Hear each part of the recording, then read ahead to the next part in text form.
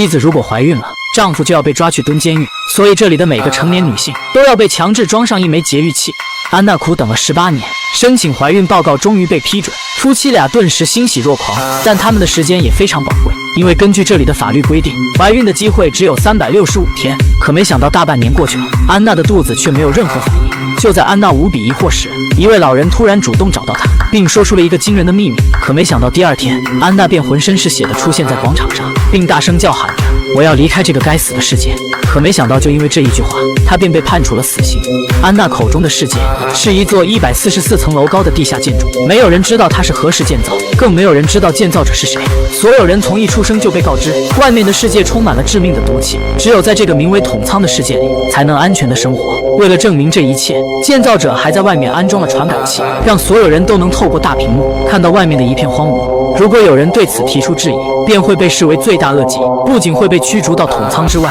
而且还会在所有人的见证下被外面的毒气杀死。这无疑会让大家更加坚信外面的世界无比危险。可一位名叫乔治的电脑维修工却改变了这一切。他无意间发现了一个古老的硬盘，于是找来了身为程序员的好友安娜，想要恢复里面的文件。安娜大概检测了一番，惊讶地发现这个硬盘最少有140年的历史。这种东西在统仓里被称为历史遗物，不仅规定要全部被销毁，而且私下藏匿者会被视为犯罪。可安娜还是按耐不住好奇心，恢复了里面的文件，却发现这竟然是统仓的建筑构造图，而且在最底部还藏有一条不知通往何处的秘密通道。安娜明白这东西会招来杀身之祸，可她刚想要立即离开，乔治却又点开了一个文件夹，里面是一段拍摄地上世界的录像，可却并不是两人认知中的一片荒芜，而是鸟语花香，充满了生机。虽然这件事让安娜无比震惊，但她并不想节外生枝，只盼望能够顺利怀上孩子。可没想到第二天，一位老人却主动找到安娜，并告知了一个惊人的秘密：原来统治者并不会让每个女人都能生孩子，只有极少数被选中的女性才有资格繁衍后代。医生会在做手术时动手脚，并没有真的取出体内的节育器。安娜知道真相后顿时崩溃了，她自己动刀取出了节育器，并来到广场上大声呼喊：这一切都是假的，我要离开这个该死的世界！这无疑是触犯了那条最严厉的法律。老黑虽然身为警长，但他也只能眼睁睁地看着妻子被关进监狱。安娜将事情的真相告诉了丈夫，并暗自说道：如果我出去后发现外面的世界是美好的，我就会拿出羊毛去清洁传感器；如果外面真的是充满了毒气，我也只能接受死亡的命运。老黑虽然心中万分不舍，但也只能看着妻子被套上了防护服。这也许就是统治者口中所谓的最后一点仁慈。他亲自将安娜送进了隔离舱，强忍着悲痛关上了大门。而在此时的大屏幕前，所有人都看到安娜来到了地面。就在大家都在心中默哀时，安娜却拿出了毛巾，仔细地擦拭起了传感器。老黑顿时被惊呆了，难道妻子所说的一切都是真的？可片刻之后，安娜正想要走向远方查看情况，却最终还是被毒气所害，倒在了一棵枯树旁。而这显然和所有人预料的一模一样。老黑悲痛地低下了头，但一颗追求真相的种子已经在心中萌芽。此时副警长刚好走了进来，他连忙劝说对方不要做傻事，可老黑却一脸决然地说道：我想要出去。谁料就因为这一句话，老黑便被判处了死刑。原来在这座名为统仓的地下城市里，有一条非常严格的规定，任何人都不能说出我想要出去这句话，否则便会被驱逐到地面上，并在所有人的见证下死在充满毒气的世界里。可安娜和好友乔治却从一个电脑硬盘中看到了一段隐藏的录像，外面的世界根本没有毒气，到处都是鸟语花香，充满了生机。为了证明这一切，安娜选择了以身犯险，在大庭广众下喊出了我想要出去。老黑虽然身为警长，但也只能强忍着悲痛，亲手将妻子驱逐到了地面上。他满怀希望地期盼着安娜所发现的一切都是真的，但在众目睽睽之下，安娜最终还是被毒气给杀死了。乔治亲眼目睹了好友的死亡，他暗自下定决心要继续查明事情的真相。可没过多久，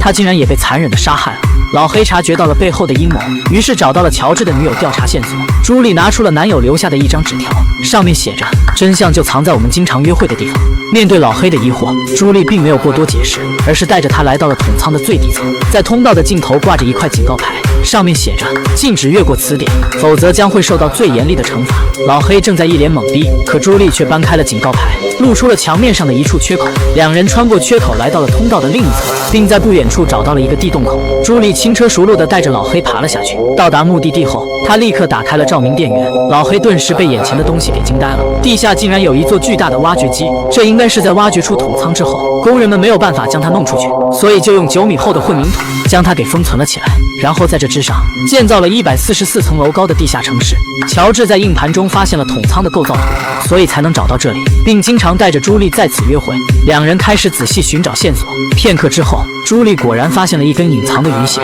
她顺着鱼线摸索过去，从下面竟然拉起了一个包裹，打开一看，里面装的是一个电脑硬盘和一本工作笔记。老黑决定将这2样东西带回去研究，并告诉朱莉，如果我遭遇到任何意外，一定会给你留下线索。可没想到第2天，老黑就将自己关进了监狱，并说出了那句不能说出的话。在市长和副警长的监督下，老黑被套上了防护服，将要被驱逐到地面之上。但他并不后悔，因为他从硬盘里已经看到了真相，所以他一定要离开桶仓，去找回自己深爱的妻子。老黑刚来到地面，就看到了这辈子从未见过的美景。他连忙去将传感器擦拭干净，想要让桶仓里的人看得更清楚。可不管他擦得多干净，人们看到的却仍然是一片荒芜的景象。在大家的注视下，老黑走向了倒在地上的尸体，可实际上前方却什么都没有。就在此时，他突然感到一阵头晕目眩，呼吸也变得困难起来。他连忙摘掉了头盔，而这番举动顿时引起了大家的一阵惊呼，因为以前从来没有人这么做过。在众人的注视下，老黑挣扎着爬向了妻子的尸体，但最终还是没能坚持住，倒在了妻子的身边。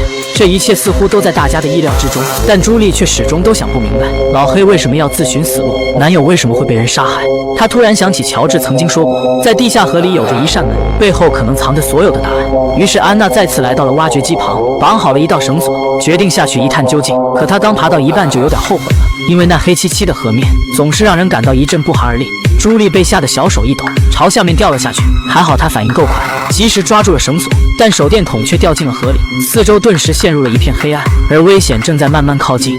他用钳子在陀螺上剪了个小缺口，然后放在桌子上快速旋转了起来。可大家却惊讶地发现，原本平稳旋转的陀螺很快就出现了大幅度的摆动，而这就是这台巨型发电机的现状。由于一处小零件的损坏，它很快就会彻底停止运行，到时候居住在这座地下城市的上万居民们，要么就是在黑暗中被活活憋死，要么就是逃到地面上，然后死在充满毒气的世界中。工程师们决定立刻进行维修，却发现了一个棘手的问题：地下城市的创造者们当初不知用了什么方法，从地下导出了源源不断的蒸汽，以此来作为动力，使发电机能够永久运行。如果想要进行维修工作，必须先要关闭蒸汽阀，使发电机暂时停止运作。但这样一来，蒸汽压力就会急剧暴增，一旦超过了临界值，它就会像一枚威力巨大的炸弹，将这座名为桶仓的地下城市彻底摧毁。所以维修发电机的时间最多不能超过30分钟。经过一番激烈的讨论，维修部的领导大壮最终决定让朱莉带着徒弟阿伟去完成这项艰巨的任务。在拆开了2块重达1.5吨的面板之后，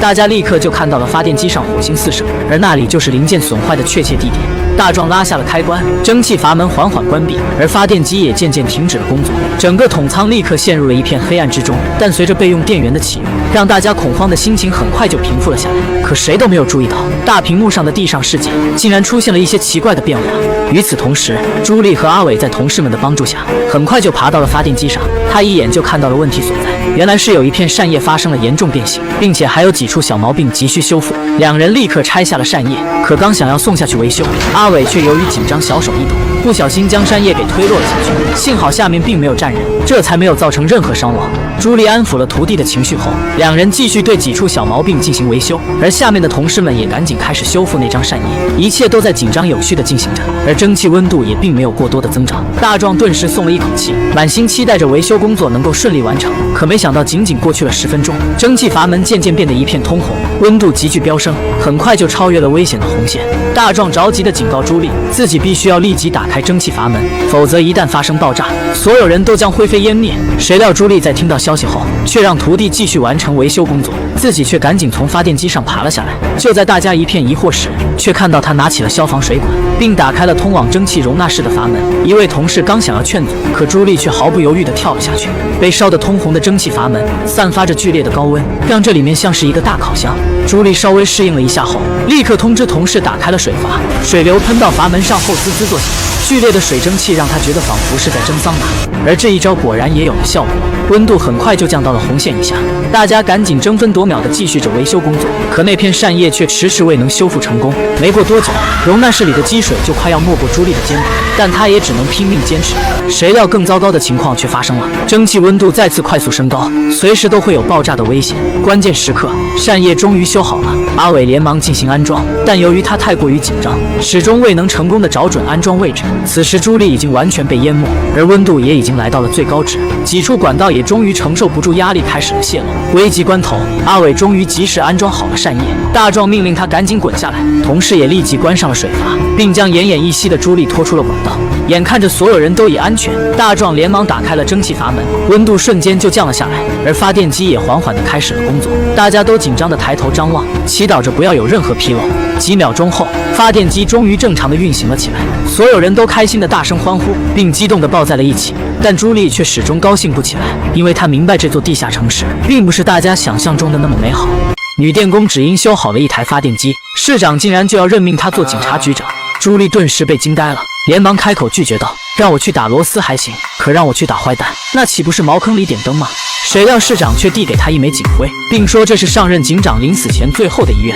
原来在统仓里有一条规定，警察局长有权任命下一任警长的人选。可所有人都没有想到，老黑在临死之前竟然会将这么重要的位置交给一个毫无经验的女电工。市长花姐原本想带着副警长老白去看看这位朱莉到底是何方神圣，可在半路上却遇见了司法部长的助手大壮。大壮递过来一个价格昂贵的草莓蛋糕，并委婉地表示司法部想要推荐另一名人才来出任警察局长的位置，希望能得到市长的支持。这种明目张胆的越权行为立刻引起了花姐的反感，她义正言辞地表示了拒绝。大壮只能拿起了那盘蛋糕，一脸阴沉地离开了。随后花姐和老白来到了工程部，终于见到了正在维修发电机的朱莉。看着她为了完成工作竟然能将生死置之度外，花姐立刻毫不犹豫地递出了老黑留下的警徽。朱莉原本想要拒绝，却无意间看到警徽背面有一行字，上面写着我找到了真相。这让他立刻想起在地下挖掘机的那晚，老黑曾经承诺过，如果他找到了关于统仓的秘密以及男友乔治死亡的真相，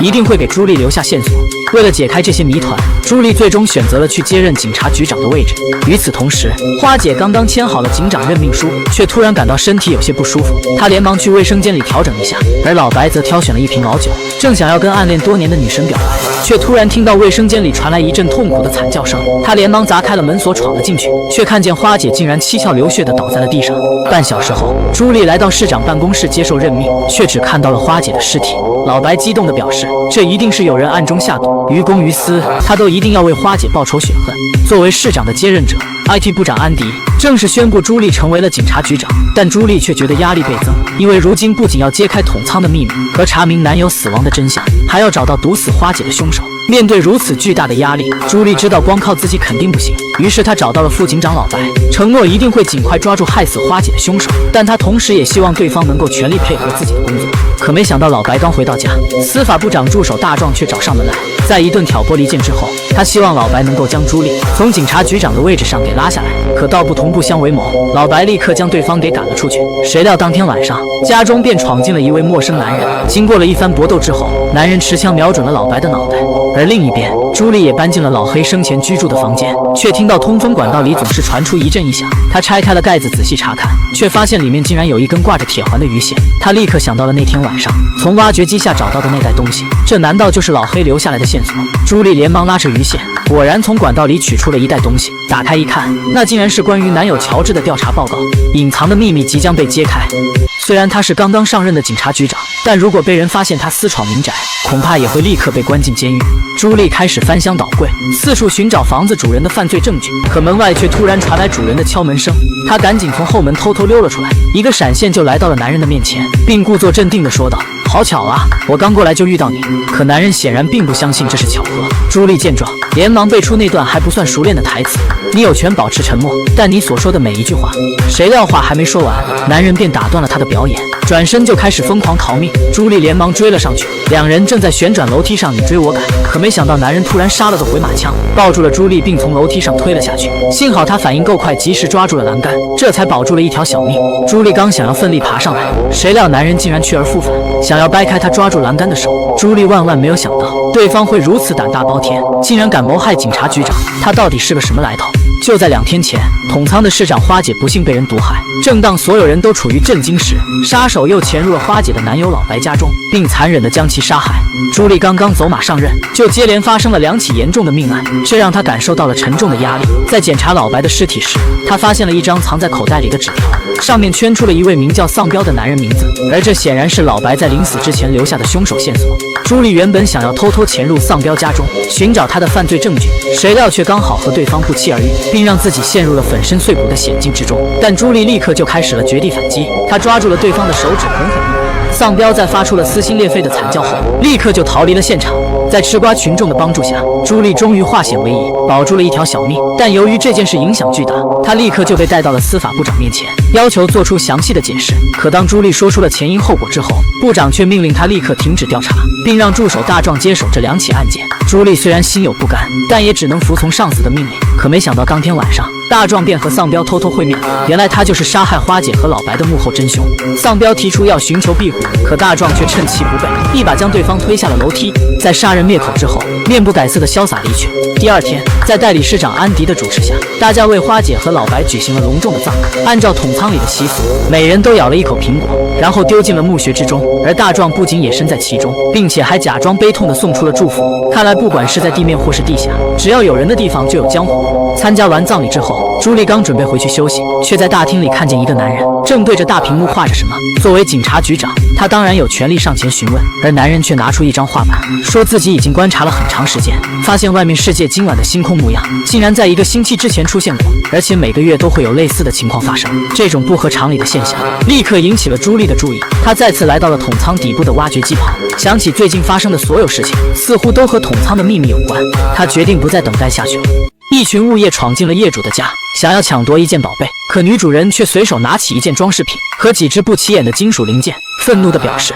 这就是你们要找的宝贝。”在众人的疑惑中，他熟练地开始了拆装。经过一番巧妙的组合后，一台奇怪的仪器出现在众人眼前。物业队长疑问这是什么东西，女人回答：“这是一台简易的医疗手术放大镜，对于身患伤病的人来说，它就是一件可以救命的宝贝。”谁料队长知道后，却命令手下递过来一只锤子，亲手将这只放大镜砸了个稀烂。接着他一脸严肃地说道：“统仓里不允许有这种东西的出现。”原来在这座深藏于地下的城市里，所有来自地面的科技产物都被视作危险的违禁品，并且所有人从一出生就被告知，外面的世界充满了致命的毒气，只有在这个名为统仓的世界里才能安全的生活。为了证明这一切，建造者还在外面安装了传感器，让所有人都能透过屏幕看到外面的一片荒芜。如果有人对此提出质疑，便会被视为罪大恶极，不仅会被驱逐到统仓之外，而且还会在所有人的见证下被外面的毒气杀死。可一位名叫乔治的电脑维修工却从一只古老的电脑硬盘里看到了地面世界的真实影像，外面根本就没有毒气，而是鸟语花香，充满了生机。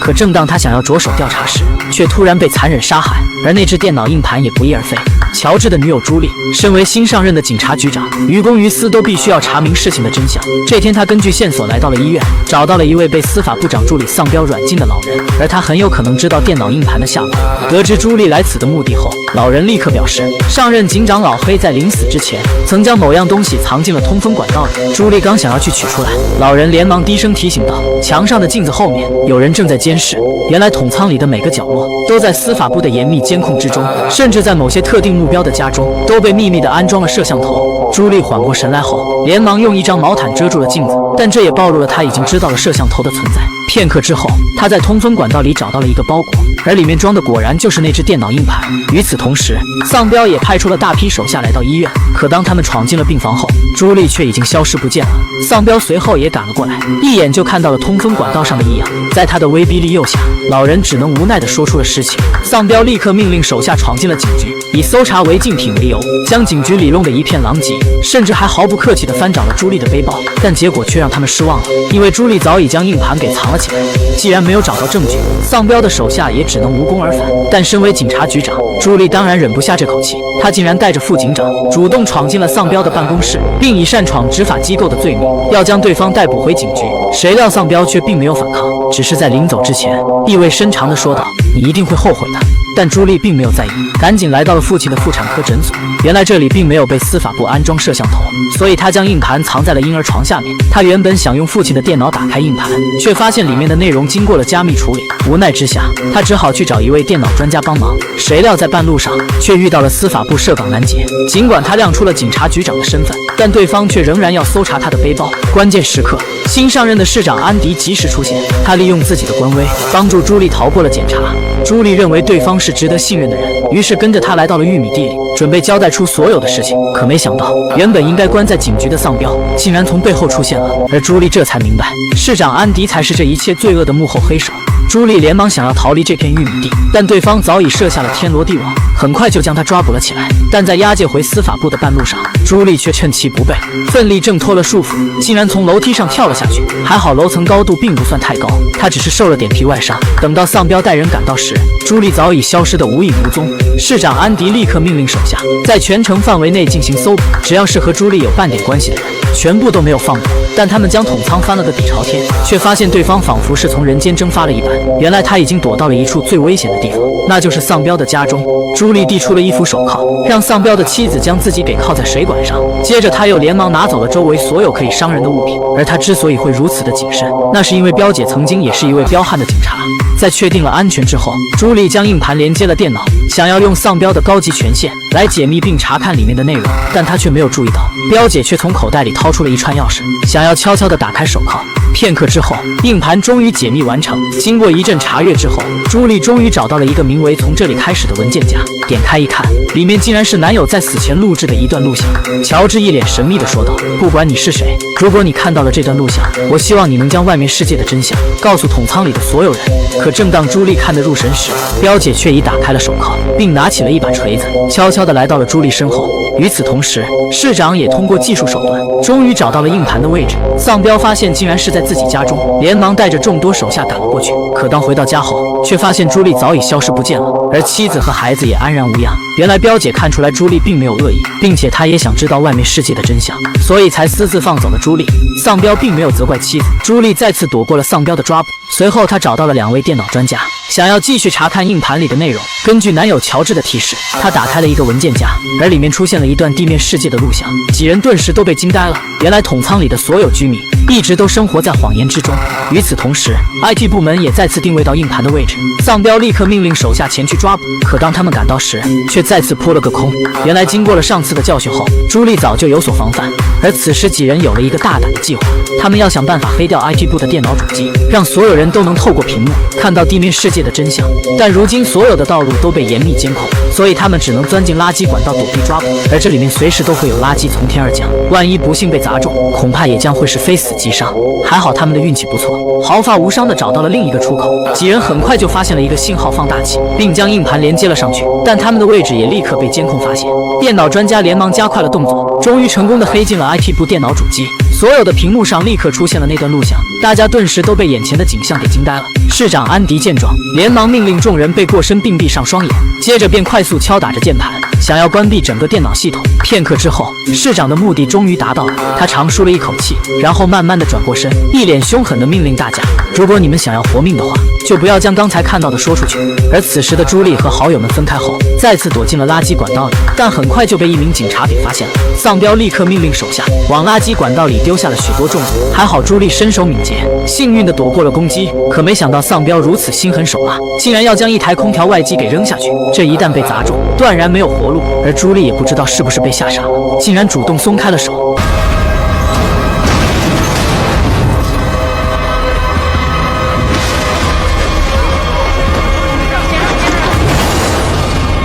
10分钟后，朱莉终于从昏迷中清醒了过来，但市长和丧彪也随后赶到。他从朱莉的背包里搜出了硬盘，毫不犹豫地砸了个稀烂。如今能揭露真相的物证已经没有了，而市长当然也不会放过朱莉这位人证。他凶狠地威胁道：如果你能够守口如瓶，并乖乖地接受被驱逐出统仓，那么你的亲人朋友就能安然无恙，否则的话，他他们将都会没命。为了身边所有人的安全，朱莉只能无奈地接受了现实。在穿上了防护服后，她缓缓地来到了地面世界，而这一幕也透过大屏幕展现在了所有统仓居民面前。和她在录像里看到的一样，外面鸟语花香充满了生命力，而统仓里的人看到的却始终是一片充满毒气的世界。在所有人的注视下，朱莉似乎已经被毒气所伤，艰难地爬到了上任警长老黑和妻子的尸体旁。而实际上，朱莉的眼前却是一块石头。她用手触碰了一下，这似乎是某种虚拟的3D 影像。缓过神来后，朱莉走到了山坡之上，眼前是一片辽阔的绿草地，远方还有群山围绕。可正当朱莉被美景所陶醉时，意外却发生了。在一阵闪烁之后，眼前的一切都变成了另一种模样。天空中乌云密布，大地上一片荒凉，远处还耸立着一座残破的城市。朱莉顿时被惊呆了，到底什么是真，什么是假？她此刻也完全摸不着头脑。但有一点可以肯定的是，只有走出去，才能够找到事情的真相。